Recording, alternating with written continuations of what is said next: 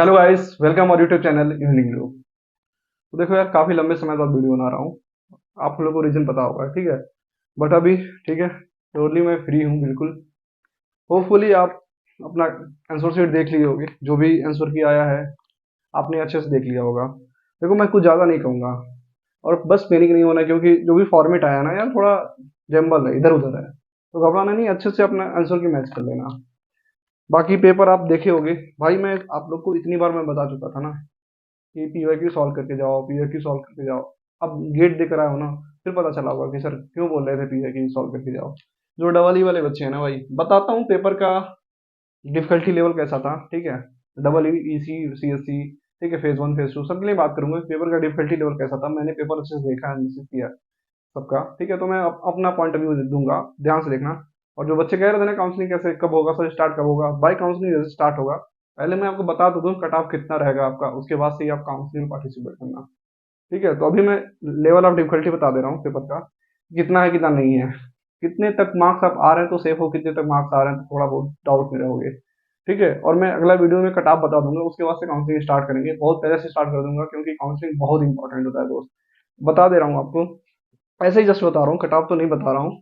अगर बता रहा हूँ ना, जस्ट आपके अगर कट ऑफ भी क्लियर है ना, कट ऑफ से 2-3 मार्क्स भी ज़्यादा है ना, आप चाहते हो सर नहीं मुझे कॉलेज अच्छा दिलवा मिल जाए जहाँ पे ठीक ठाक मतलब प्लेसमेंट हो जाता हो, मैं थोड़ा बहुत मेहनत करूँगा प्लेसमेंट हो जाए, तो भाई ये काउंसलिंग आपके लिए होगा।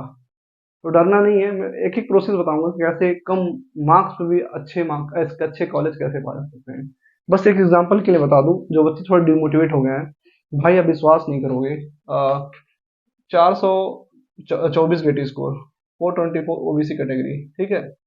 इतने एक इसी का बंदा था, ये इसी का बंदा था, ठीक है। उसको आईआईटी मंडी मिला था, आईआईटी मंडी मिला था पिछली बार 2024 में। सिमिलरली अगर मैं ऐसे बात करूं डबल ई के लिए, भाई 402 जनरल गेट स्कोर पर आपको आईआईटी खड़गपुर में, केजीपी में, आईआईटी खड़गपुर में आ, एक ऑप्टिकल करके ब्रांच होता है, वो मिला था, ठीक है। इंटरडिसिप्लिनरी ब्रांच था, वो मिला था। तो अगर आप चाहते हो कि नहीं सर मैं जाके यहाँ पे कोई ब्रांच ले लूँ किसी ओल्ड आईआईटी में भी कम गेट स्कोर पे, तो मिल जाएगा यार, बट तो आप जाके आपको बहुत ज़्यादा मेहनत करना पड़ेगा। बाकी अगर सीएससी की बात करूँ तो पिछली बार का सिनेरियो कुछ अलग था भाई, और इस बार का सिनेरियो अलग है, तो घबराना नहीं है।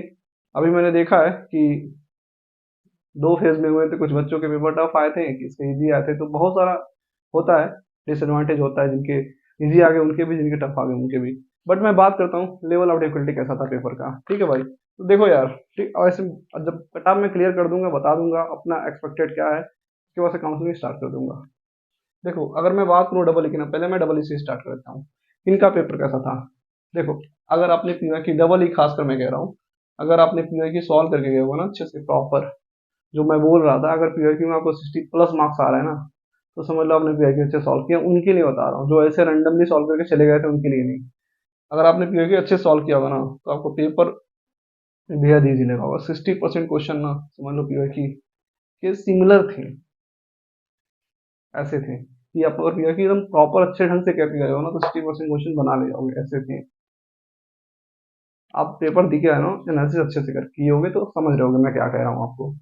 तो डबल ई की बात करूँ तो पेपर यार ठीक था, इजी टू मॉडरेट था, कोई ज़्यादा टफ नहीं था। हाँ, कुछ क्वेश्चन ऐसे थे जो आप टच करोगे तो भाई उसी में चले जाओगे, टाइम चले जाएंगे, तो उन क्वेश्चन की बात नहीं कर रहा हूँ। कैसे एक दो क्वेश्चन ऐसे थे भाई कि लेंदी थे, बहुत ज़्यादा लेंदी थे, सॉल्व कर ले जाओगे हाँ, बट वो आपको 10 मिनट ले जाएंगे। अगर आप सॉल्व किए होगे ना उन क्वेश्चन को, तो आपको पता चला होगा, मैं मिनिमम 10 कह रहा हूँ, आपको इसमें 15-20 मिनट भी चला गया होगा। डबल ई की लिए बात कर रहा हूँ, कुछ क्वेश्चन ऐसे थे, तो उनको छोड़ के मैं कह रहा हूँ, बाकी ओवरऑल में पेपर की बात करूँ ना डबल ई की लिए, तो इजी टू मॉडरेट है यार, कोई ज़्यादा डिफिकल्ट नहीं थे। अगर आप अच्छे से पढ़े होगे, अच्छे से पीआईक्यू सॉल्व करके गए होगे, तो आप डबल ई वाले आप समझ रहे होगे कि पेपर ठीक ठाक था सर, मेरे में कमी थी, मैं अच्छा नहीं कर पाया।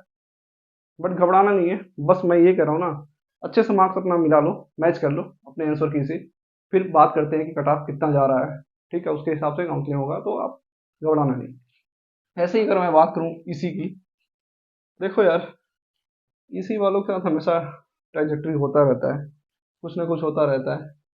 इनमें कुछ क्वेश्चन ऐसे होते हैं ना जो मार्क फॉर ऑल ही होते हैं, हमेशा होते हैं, मोस्टली सभी ब्रांच में होते हैं, बट इनका थोड़ा अलग ही खेल होता है। इस बार भी ऐसे ही है, कुछ क्वेश्चन ऐसे ऐसे हैं जिनके सॉल्यूशन अभी भी कंफर्म नहीं है, ठीक है, आईआईटी की तरफ से, उनको मार्क्स ऑल होना ही है। आप जान रहे होगे जो क्वेश्चन है, ठीक है। तो इनमें मुझे लग रहा है ना ऐसे 2 से 3 क्वेश्चन ऐसे हैं भाई जो मार्क्स ऑल होने वाले हैं। आंसर में ही थोड़ा उसमें डाउट है यार।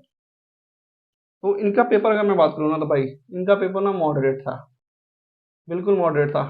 डिफिकल्ट बिल्कुल नहीं कहूँगा मैं, ठीक है। डिफिकल्ट लेवल देखना है ना तो 2021 और 2022 का पेपर जाकर देखो क्या डिफिकल्ट होता है, चाहे 18 का पेपर देखना, उसे डिफिकल्ट करते हैं। अभी जो इस बार का पेपर है ना बिल्कुल मॉडरेट है। अगर आप अच्छे से पीआईक्यू ना अगर थोड़ा बहुत कंसेप्ट भी पढ़ के गए होगे ना, कि चलो मीडियम लेवल का कंसेप्ट पढ़ के गए हैं सर, हमारे टेस्ट सीरीज में 40-50 आते, 35 आते थे, 40 आते थे, ठीक है, ऐसे आते थे, और मेरा पीआईक्यू अच्छे से बना के ले गया हूँ, तो मुझे पता है ना आप 40+ मार्क्स पा गए होगे, 40+, 35+ मार्क्स पा गए होगे, अगर आप मतलब ठीक है मीडियम ही लेवल पढ़ के गए होगे तो।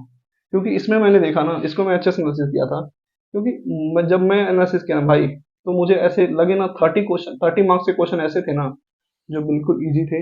अगर आप प्रॉपर 3 फेज मेथड अप्लाई किए रहते ना तो 30 मार्क्स तो आपके पहले बन गए रहते, ईजी वाले, बिल्कुल ईजी वाले। इसमें भी मॉडरेट लेवल की बात करूँ तो उसमें आराम से आपको 15 to 20 मार्क्स ऐसे थे जो है ना मॉडरेट लेवल के थे, इजी टू मॉडरेट थे, not moderate, easy to moderate, easy हल्का सा टफ थे। आप बिल्कुल बना ले गए होगे। बट हाँ मिस्टेक तो होता है ना यार, छोटी छोटी में ज़्यादा मिस्टेक हो जाता है, इजी रहता है बट मिस्टेक हो जाता है। बट मैं उनको अवॉइड करके कह रहा हूँ कि अगर आप पेशेंस के साथ बनाए होगे तो मार्क्स अच्छे आए होंगे यार। बाकी मॉडरेट तो पेपर था यार, बिल्कुल इजी भी नहीं था। बाकी जो क्वेश्चन थे यार वो मॉडरेट टू टफ ही थे। तो अब मैं आशा करता हूँ ना, आपसे उम्मीद करता हूँ कि आप पेपर अच्छा कर लिख के आए होगे। बाकी एक्चुअल मार्क क्या आएगा क्या नहीं आएगा उसके बारे में बाद में बात करूंगा, कट ऑफ कितना जाएगा बाद में बात करूंगा। बाकी पेपर देख लो आपका मॉडरेट ही था भाई। अब बात करते हैं सीएससी के लिए। इनका 2 फेज में हुआ था, इनके लिए थोड़ा सा दिक्कत हो गया ना यार, यही दिक्कत होता है।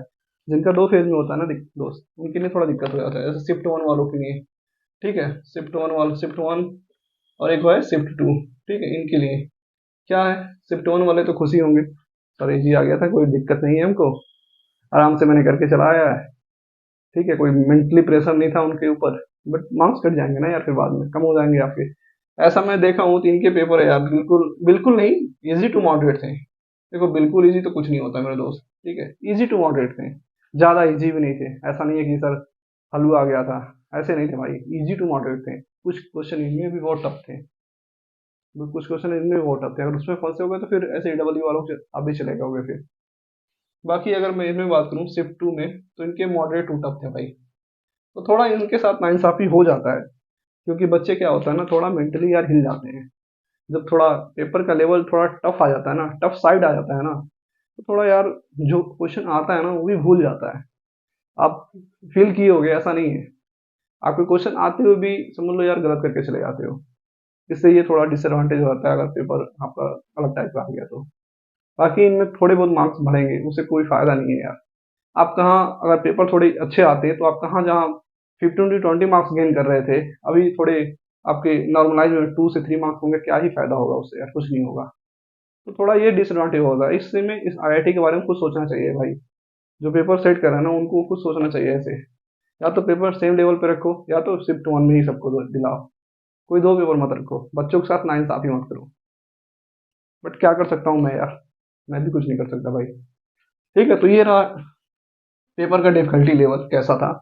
होपफुली आपको समझ आया होगा ना, ये जो भी है भाई मेरा एनालिसिस है, ठीक है। मैं ये नहीं कह रहा हूँ कि ये आपके पॉइंट ऑफ व्यू से सही होगा, ये जो मैंने कहा मैं मेरा पॉइंट ऑफ व्यू है, एग्री हो गए तो ठीक है।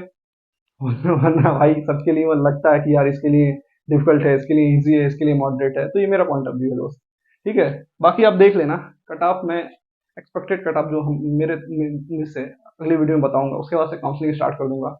इतना जल्दी काउंसलिंग इसलिए स्टार्ट करूंगा क्योंकि आपको बताना पड़ेगा कैसे काउंसलिंग होता है, कौन कौन से कॉलेज लेने चाहिए, कौन कौन से नहीं, ठीक है। तो बाद में बात करेंगे अगली वीडियो में। उम्मीद करता हूँ आप समझ गए होगे, ज़्यादा डीमोटिवेट मत होना भाई, ठीक है। बस ये याद रखना भाई कट ऑफ कैसे क्लियर हो जाए, बस। जिनकी कट ऑफ क्लियर नहीं है उनके लिए तो मैं भी कुछ नहीं कर सकता, बट उनके लिए भी कुछ अपॉर्चुनिटी है, बट पैसे लगेंगे, सिंपल सी बात है यार। अगर आप अच्छा नहीं किए हो तो पैसे ज़्यादा भरने पड़ेंगे, बट उसके लिए बाद में बात करेंगे। चलो चलता हूँ, बाय बाय।